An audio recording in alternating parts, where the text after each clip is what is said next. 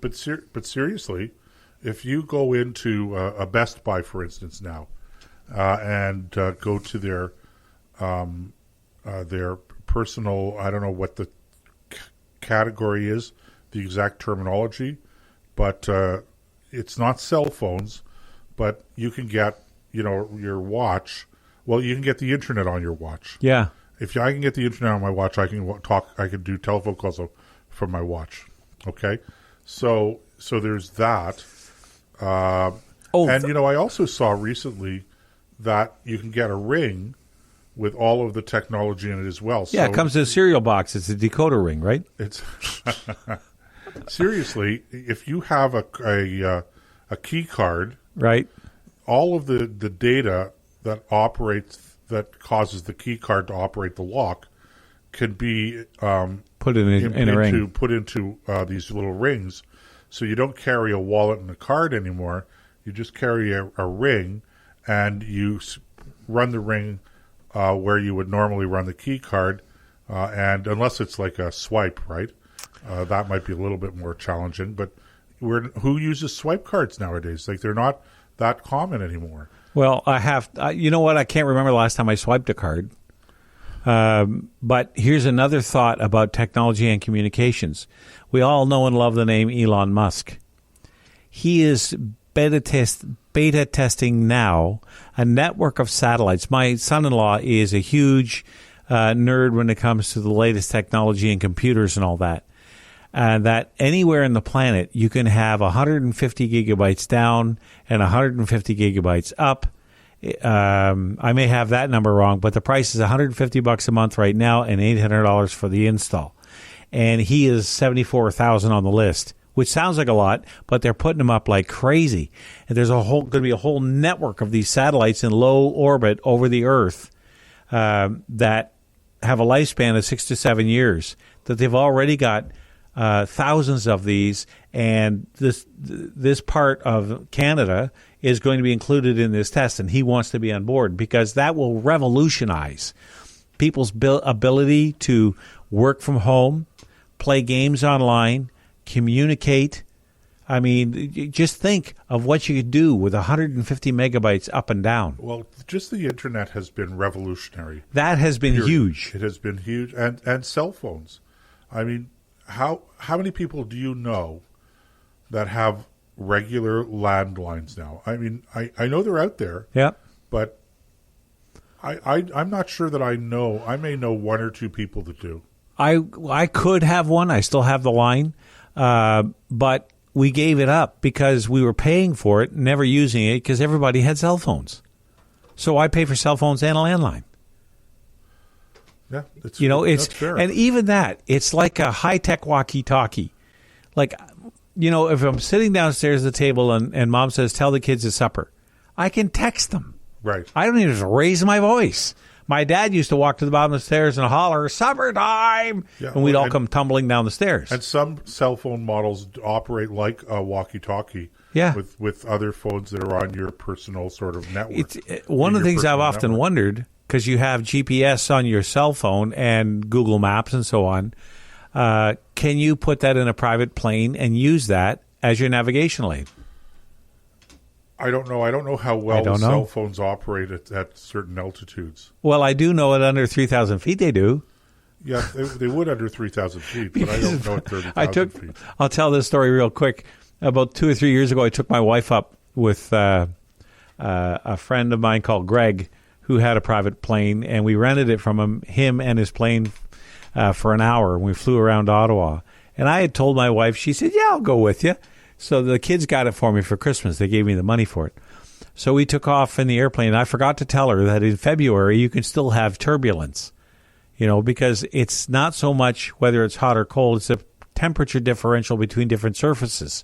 There's always rising and falling air no matter what time of the year. And it was a little bit bumpy. It wasn't glass smooth.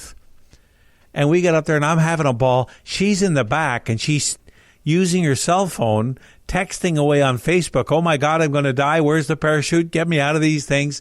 And she didn't realize it was actually going to the cell tower and posting on her Facebook page. And people started texting back, Allison, are you okay? And she didn't realize that the 3,000-foot circle I'm drawing didn't matter what direction you were. You could be beside it, you could be above it, you could be off to the side. It still worked. So that's why I thought of the question. It's like a 3,000-foot bubble. Yeah, it doesn't matter where on the bubble you are. Anyway, that was a little side story. But so as far as communications are concerned, I think with the growth of the internet, if Elon Musk pulls this off, this could be one of the largest technical revelations we've had in the last 100 years. This goes right. I would put this on the same level as powered flight. It really is going to be that big. Well, it'll be interesting. No doubt about it. The other area I wanted to talk about was this idea of how is business going to change? I mean, we've talked about it in a way already. Maybe we've already milked that cow, but business, it's going to have to get more nimble. We talked about that. But a lot of business is going to depend on a revolution in battery technology. If they really want to make, that's the big thing holding back electrical power sources and so on, is how long and how can you, like if you have a dam, you store electricity, but not everybody has a creek in the backyard they can dam up and store up electricity that looks a lot like a pond, right? And run it through a turbine to make electricity. They don't have enough sun, they don't have enough wind. So if they can find technology that stores immense amounts of power for long periods of time with not a whole lot of input or fast recharge times, that's going to be revolutionary. And business will just thrive because now cell phones will last longer. They'll be able to make actually a practical electrical car rather than just a novelty. And it'll sell because it won't cost $100,000. I think that'll have an impact, but I don't know how much in terms of business. I think the bigger thing with business is going to be, and this sort of goes back to the more accessible internet with greater speeds, etc., is the revolution I think that we're going to see in telecommuting. In other words, people don't actually have to go into the office in order to work. I think that model is going to become more outdated. Again, we're not going to see the end of offices or office jobs, but I think that we're going to see a diminishment of them, and we're going to see a diminishment of people who are going into the office 5 days a week as well. So the idea of working from home using technology is I think that's going to be a big thing as well over the next 5 years. Well, if you look at AJ's comments, he's making a lot of the same points, but there is another element to this I haven't gotten to yet, and that is how we pay for things. You're going to see I'm not saying cash will not matter anymore, but it'll be a much more cashless society because you can't electronically send a $20 bill to the store to pay for the widget you just bought. Right. It's going to be done through debit or e-transfers, and a lot of people are doing that now. I rarely deal in cash. I always have cash. I always try to have a little bit of cash on me, but you're right. I think that there's a place for cash and a time for cash, and I can't see it going the way. But another currency that's up and coming, and I always thought it was a fad, was Bitcoin. And I'm not so sure it's a fad anymore. So anyway, there's a lot in the future for business. Oh, okay. Oh, let me squeeze these last two in real fast. Sports, I don't see changing dramatically. It's still a competitive nature, so there's not much change there. In the area of finance, I think you're going to see a lot more algorithms making decisions, and you're going to see a lot more movement into the artificial intelligence field to make decisions for bankers based on models created, under certain economic conditions. And that's going to be what you're going to have to satisfy to get a mortgage or a car loan or whatever. It's not the goodwill of the bank manager anymore. Not like it used to be. Right. So those are a few things I thought would be interesting to talk about. Okay, well, I'm watching the clock there, Nick. A fascinating discussion, and really appreciate the input from all the people in the chat room on this and every subject tonight. unfortunately, we only have 2 hours, so I guess we're going to have to leave it there for tonight. So it's amazing how quickly these 2 hours have passed. Yeah, you kept giving me the eye, and I'm thinking, what? Well, I just pointed I'm looking to at the clock that you're aware. Oh, my God, we're out of time. I wasn't trying to shut you down. I just wanted to make sure you were aware of it.